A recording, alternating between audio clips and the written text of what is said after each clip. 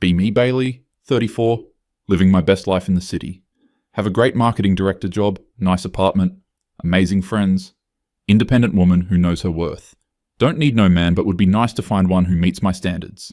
Not asking for much, just 6 feet plus, 6 figures, owns his place. Emotionally available, fit, funny, shares my values. Swipe through Bumble during my lunch break. Ugh, 5 feet 10 inches, swipe left. Next guy looks promising, but his job title is Senior Analyst, which sounds mid-level, swipe left. Match with a decent looking guy, he messages first, even though it's Bumble and I'm supposed to. Hey beautiful, you have an amazing smile. Eye roll so hard I almost sprain something. Can't even come up with something original, probably sends that to everyone. Unmatch. Text my group chat with Morgan, Sienna, and Jade. Why are men on these apps so low effort? Immediate responses validating me. Morgan. Girl, I know, they're all trash. Sienna. The bar is in hell and they still can't meet it. Jade. This is what the patriarchy has done, made mediocre men think they deserve us. Feel better? They get it. A weekend brunch with the girls at our usual spot. Mimosas flowing, discussing our dating lives, or lack thereof. Morgan just got out of another relationship. Guy wasn't emotionally evolved enough. She gave him 3 months to work on his communication, but he didn't read the relationship books she sent him. You deserve better, babe. We all chorus. Sienna is seeing someone casually, but he's not stepping up to make it official. She's not going to ask him though. Men need to pursue. My phone buzzes. Notification from LinkedIn. Luca updated his profile. Luca. This guy I worked with like 3 years ago at my old company. Nice enough, kind of boring, maybe 5 feet 11 inches, made like $75,000 in his account management role. He asked me to coffee once. I said I was too busy. Didn't feel a spark. Anyway, too average. Click on his profile and almost drop my phone. His profile picture is him on a beach somewhere tropical with his arm around this absolutely gorgeous woman. She's like stunning. Maybe mid-20s, beaming at the camera. His headline now says, Living in Manila, Business Consultant. When did this happen? Scroll through his posts. All these photos of him looking genuinely happy, trying local food, at beaches, with this woman who shows up in half of them. One caption, Found paradise and the woman of my dreams in the Philippines. Should have done this years ago. Comments full of other guys saying, Congrats, man, and living the dream, bro. Show the girls. You. Passport, bro, Sienna says immediately. Morgan nods. Those guys who can't get women here, so they exploit vulnerable women abroad. She's obviously a gold digger, Jade adds. Just wants a green card. Exactly what I was thinking, I say, putting my phone away. But something bothers me about it for the rest of brunch. Luca wasn't some loser, he was just normal. Normal job, normal looks, normal personality.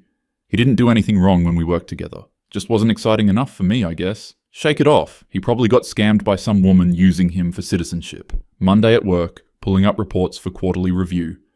My assistant mentions she's going to another wedding next month. Ugh, how many is that this year? I ask. This is my 4th. She laughs. She's only 26. I haven't been to a wedding in 2 years, and that was my cousin's. Everyone my age is either already married or gave up. The girls getting married now are all younger. Notice this pattern more and more.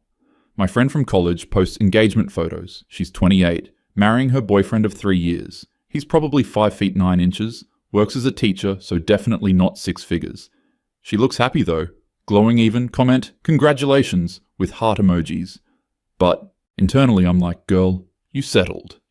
She could have held out for someone more successful. Another Tuesday, another pointless first date. Matched with Derek, looks good in photos, says he's in finance. We meet at a wine bar downtown. He's actually 5 feet 11 inches, even though his profile said 6 feet 1 inch. Typical. We sit down, I order an expensive glass of wine to see if he'll react. He doesn't. Good sign. Start talking about work. Mention my role, my team size, my responsibilities. He nods politely. Ask what he does in finance. I'm a financial advisor, help clients with investment portfolios. Oh, so like what's your book of business, AUM? He looks slightly uncomfortable. We don't really disclose those numbers, but I do well enough.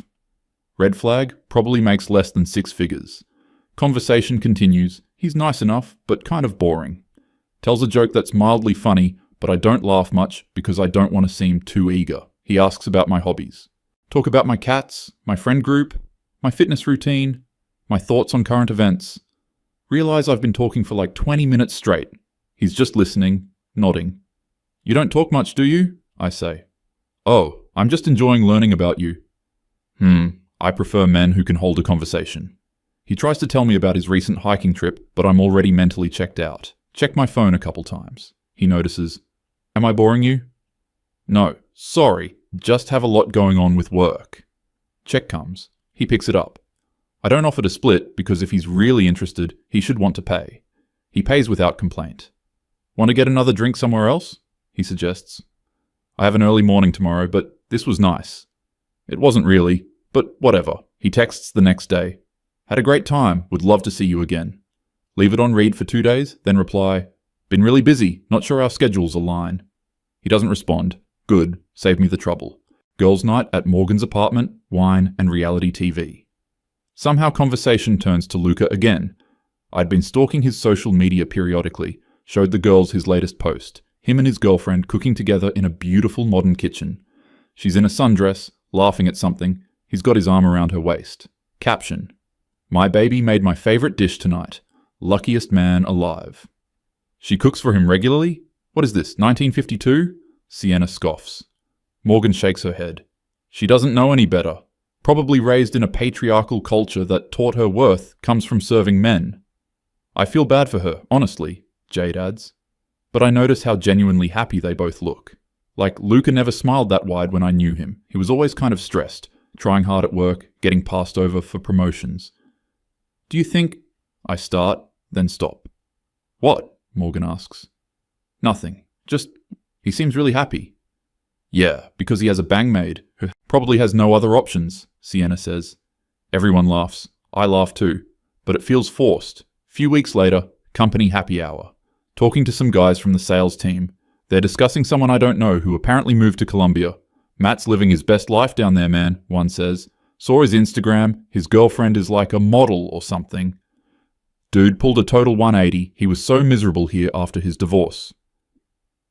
Can you blame him? His ex-wife took him to the cleaners and she was the one who cheated. American women are on something else, man. That's why so many guys are doing the passport thing now. I interject, you guys seriously believe that? Those women are just using them for money. They all turn to look at me. One guy, Kevin, shrugs. Matt's girl has her own career. She's a nurse down there. Makes decent money for Colombia. Then why date an American guy? I challenge. Maybe because she actually appreciates him? Novel concept, right? His tone is sharp, not what I expected. I just think it's exploitative, I say.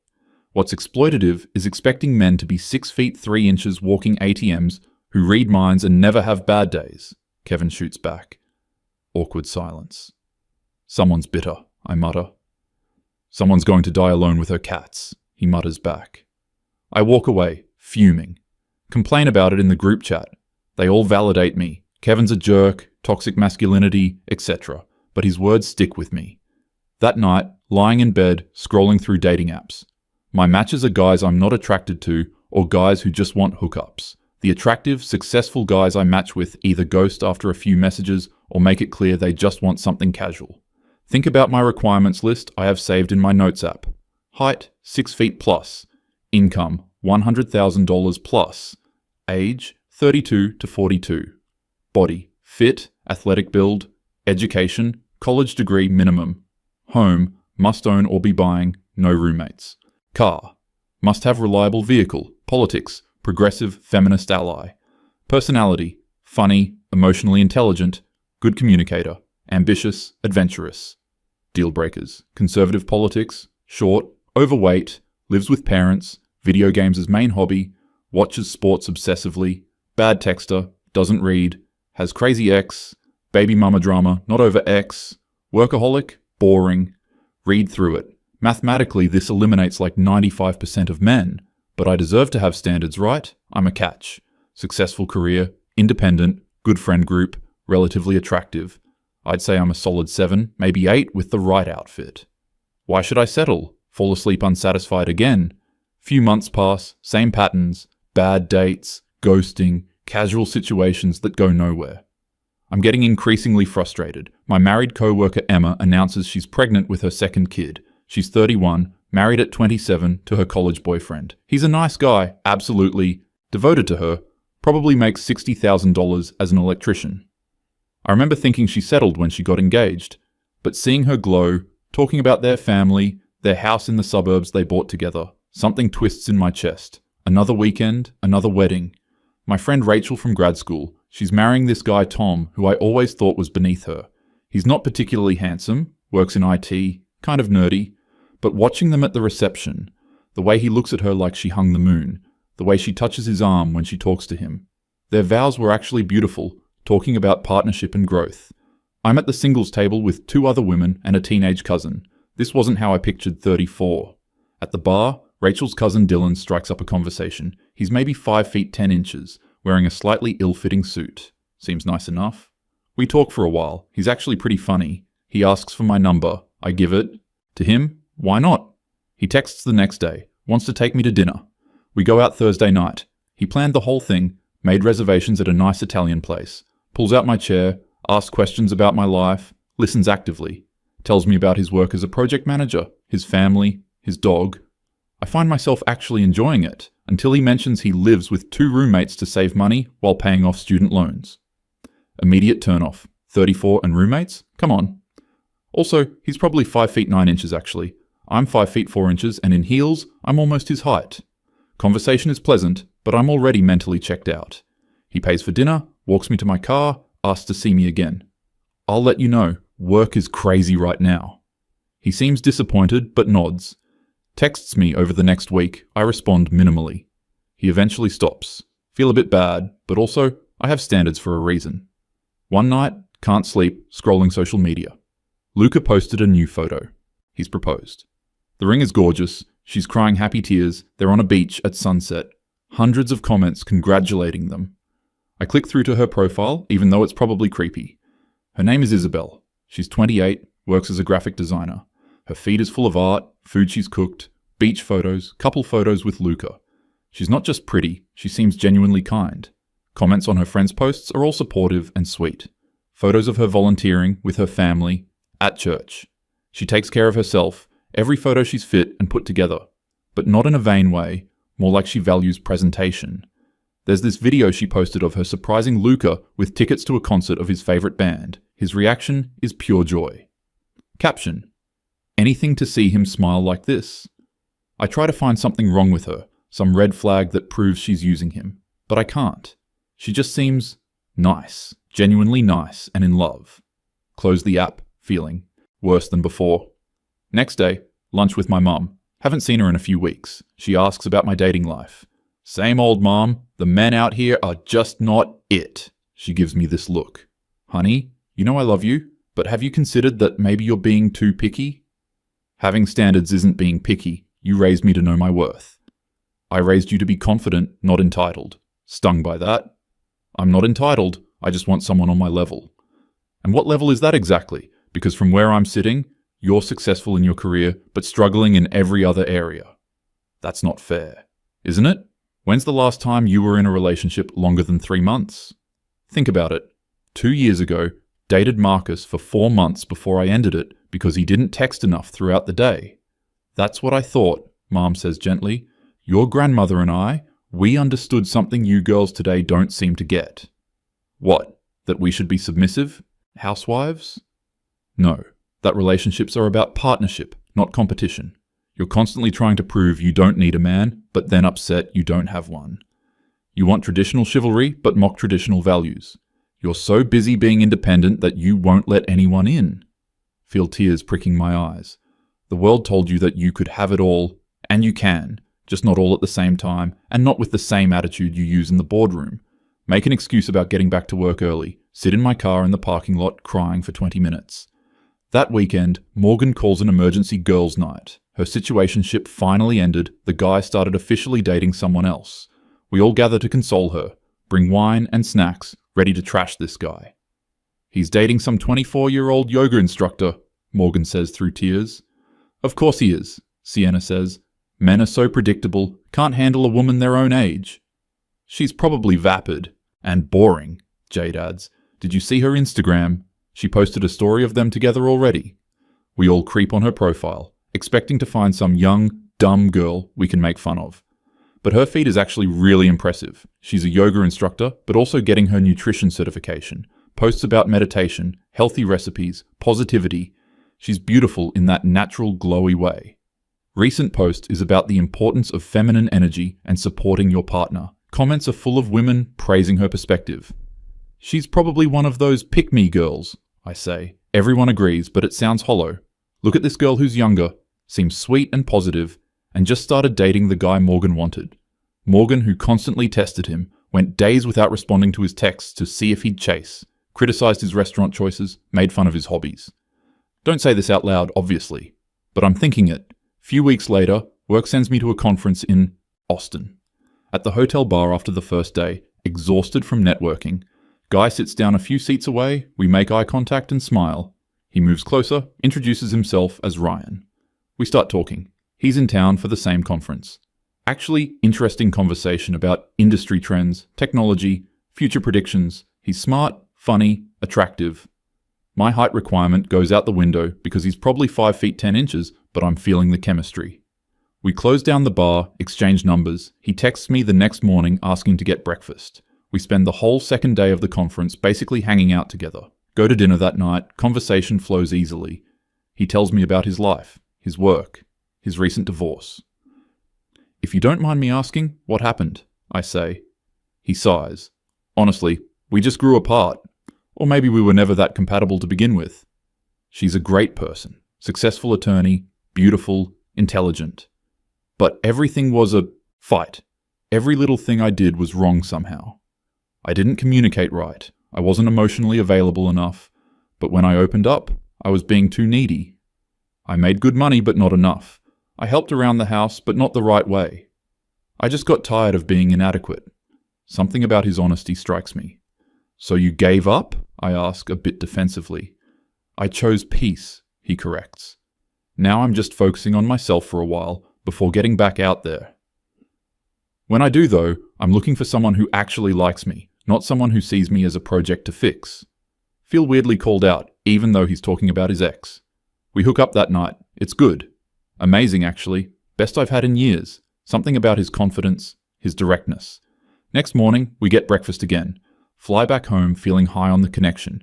Text throughout the week, flirty and fun. But he's in Seattle, I'm in Denver. Suggest he come visit.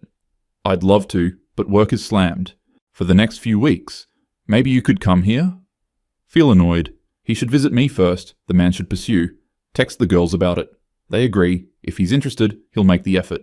Stop responding as enthusiastically. He notices, asks if everything's okay. Fine, just busy. Okay? Well, let me know when you want to visit. I'd love to show you Seattle. Why isn't he offering to come here again? Whatever, his loss. He stops texting as much, then stops altogether. See on his Instagram, a month later, he's dating someone.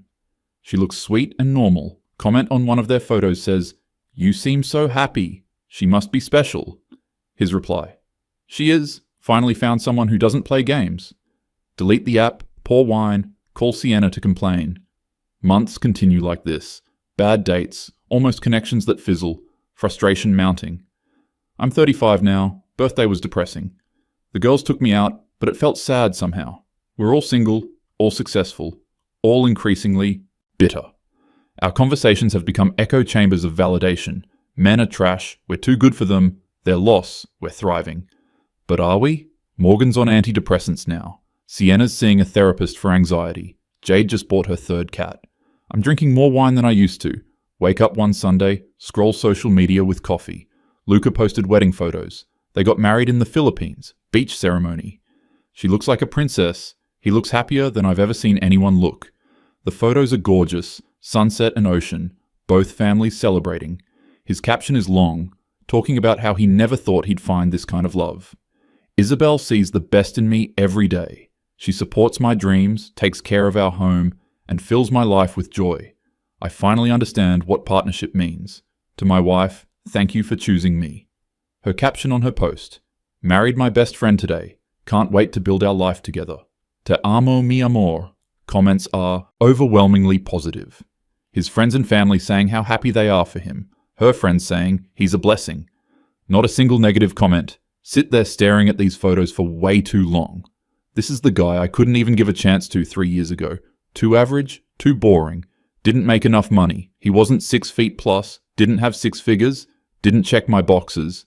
Now he's married to this woman who clearly adores him, and he looks more fulfilled than most men I know. Think about all the guys I've rejected for superficial reasons. The height thing alone has eliminated probably hundreds of potential matches, the income requirement another huge chunk, the personality requirements, the deal breakers, the tests, the games. What exactly have all my standards gotten me? I'm alone, successful career, nice apartment, good friends. But I come home to cats every night, haven't had sex in 8 months, haven't been in love in, I don't even remember. Start thinking about the pattern in all my relationships. I end them, always find some reason why they're not good enough. He texted another girl a heart emoji, she was his sister. He didn't plan elaborate enough dates. He showed up to dinner in jeans when I expected business casual. He got emotional when his grandmother died, too sensitive. He wasn't emotional enough when I was stressed, emotionally unavailable. He played video games to unwind, immature. He worked long hours, workaholic, who won't prioritize me. The common denominator in all these failed relationships is me. That's a hard pill to swallow. Spend the day really reflecting. Look at my life objectively. I'm attractive enough, but I've let my fitness routine slip, probably carrying extra 15 pounds. My apartment is always kind of messy because I'm too busy to clean. I can't cook much beyond basic pasta and takeout. I'm often stressed and irritable. I talk about myself constantly. I don't really ask men about their lives, their dreams, their interests. I'm critical and judgmental. I test people to see if they'll jump through hoops. I keep score of who did what for whom. I bring up my exes to make guys jealous. I play hard to get even when I like someone.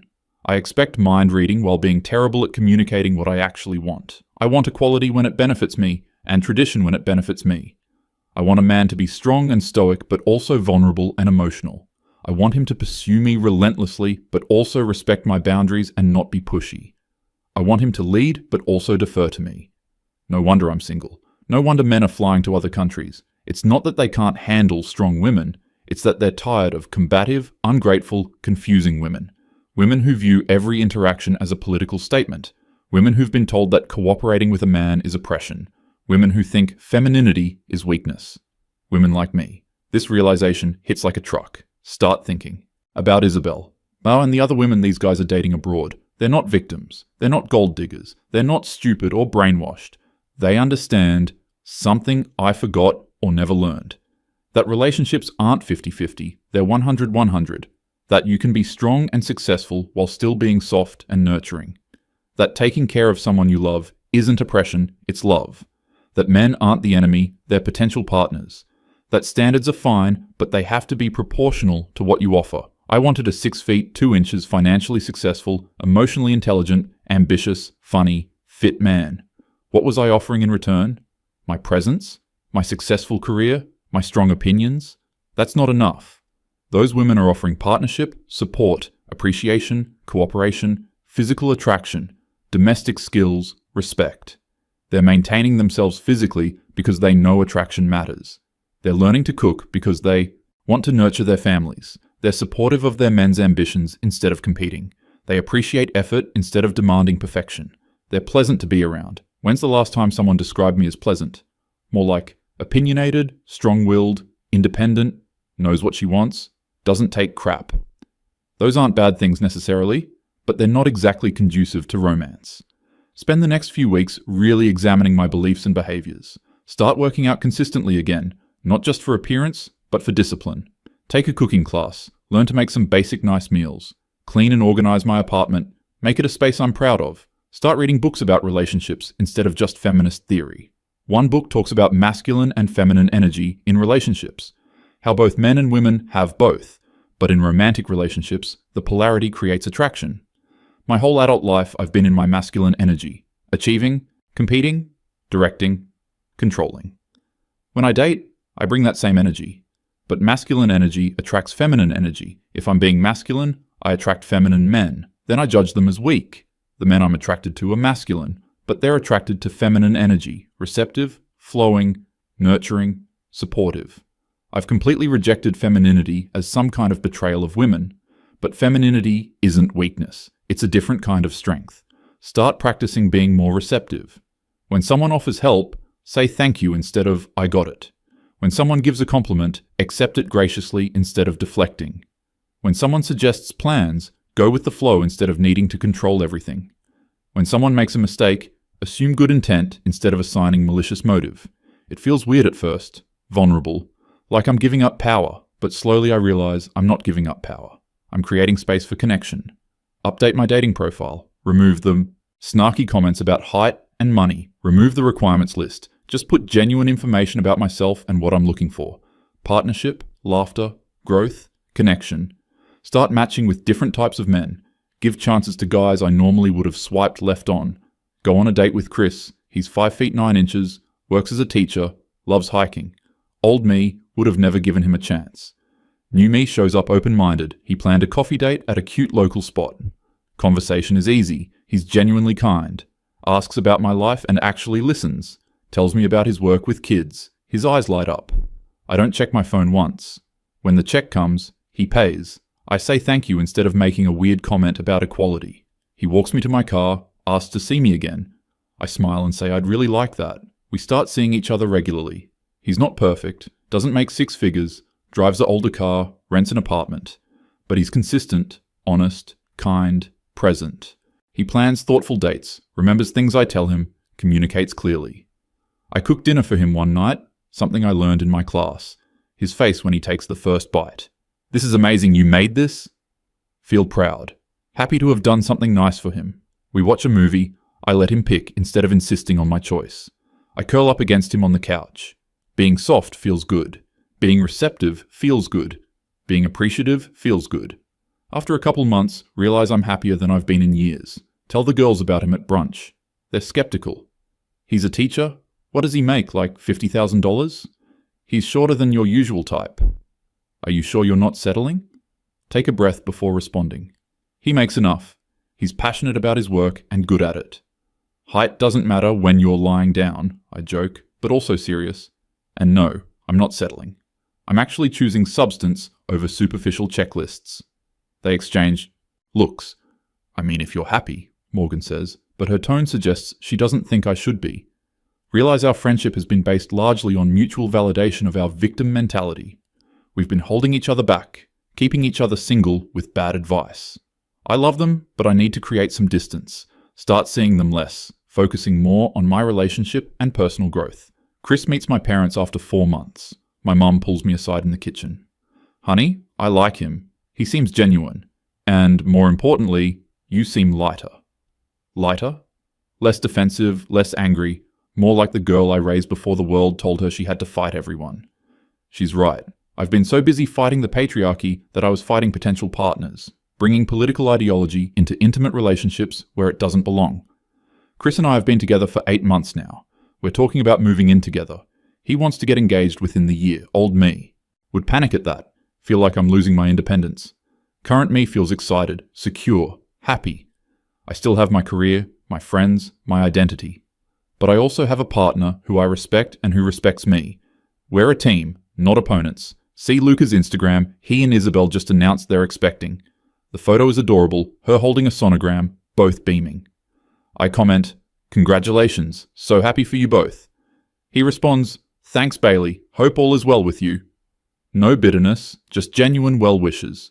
He found what he needed, I'm finding what I need. Different paths, both valid. Think about where I was a year ago. Angry, bitter, alone, confused, blaming men for my problems, calling successful relationships exploitation or settling, maintaining impossible standards while offering minimal value, testing instead of trusting, competing instead of cooperating, demanding instead of appreciating. The Passport Bros phenomenon wasn't about weak men exploiting vulnerable women. It was about exhausted men finding partners who actually wanted to be partners, about men choosing peace and appreciation over constant conflict, about men realizing they had options beyond what Western dating culture was offering. Those women aren't backwards or oppressed. In many ways, they're smarter about relationships than we are. They understand that cooperation creates better outcomes than competition. That appreciation builds stronger bonds than criticism. That femininity and strength aren't mutually exclusive.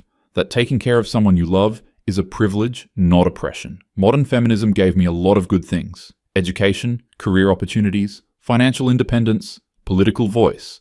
But it also gave me some really bad relationship advice. It told me that needing a man made me weak, that cooperating with a man made me subservient, that traditional femininity was internalized misogyny, that any standards I wanted were valid, but men's standards were shallow, that I should never compromise or adjust or grow. It set me up for loneliness. I'm grateful I figured it out before it was too late. Some of my friends might not. Morgan just turned 36, still single, still angry, still blaming men. Sienna's dating someone new who she's already finding flaws in. Jade just signed up for a seminar about dealing with narcissists, even though she calls every ex a narcissist. I tried to share what I'd learned with them. They weren't ready to hear it, called me a pick-me, said I'd changed, said Chris had brainwashed me. That hurt, but I understand. I would have said the same thing a year ago, sitting at dinner with Chris tonight. He cooked this time, trying a new recipe. We're laughing about something that happened at his school. His hand reaches across the table and takes mine. I'm really happy, he says simply. Me too, I respond. And I mean it. Not perfect happiness, not rom-com happiness, but real, sustainable partnership happiness. The kind that comes from mutual respect and appreciation, from choosing each other every day, from being teammates instead of opponents, from dropping the ego and opening the heart. I think about the title of those Passport Bros articles I used to read with disgust. Why men choose passport bros over American women. I get it now. It's not that American women are inherently worse. It's that we've been sold a lie about what makes relationships work. We've been told that standards without reciprocity is empowerment. That criticism is how you make men better. That traditional gender roles are always oppression. That wanting partnership means you're weak. That men should qualify for you, but you don't need to qualify for them. The women abroad, they weren't raised with these lies. They know attraction isn't politically correct. They know men and women are different, and that's okay. They know cooperation beats competition in relationships. They know that what you offer matters as much as what you require. They're not perfect. They have their own issues and challenges. But in the specific arena of romantic relationships, they understand something we forgot. I almost became a cautionary tale. Successful, independent, strong woman who ended up alone, wondering where all the good men went, blaming everyone but myself, playing victim instead of taking responsibility. Now I'm on a different path. Still successful, still independent, still strong. But also soft, appreciative, cooperative. Still have standards, but proportional ones. Still have boundaries, but not walls. Still have my voice. But I've learned when to use it and when to listen. Chris isn't perfect, neither am I, but we're perfect for each other. Because we both show up ready to be partners, ready to appreciate rather than criticize, ready to support rather than compete, ready to build something together. That's what those men found abroad. That's what I almost missed. That's what I finally found when I stopped fighting and started flowing. Being a woman isn't about rejecting everything feminine. Being strong isn't about being hard. Being independent isn't about being alone. Being equal isn't about being the same.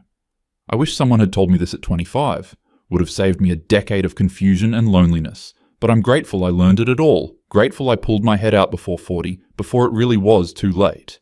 Grateful for the men who left. Grateful they showed there was another way. Grateful I was humble enough to finally learn the lesson. Be me, Bailey, 35, in a healthy relationship. Finally understanding what I was doing wrong. Finally happy. Finally at peace. The passport bros weren't the problem. They were the symptom, and the cure was looking in the mirror.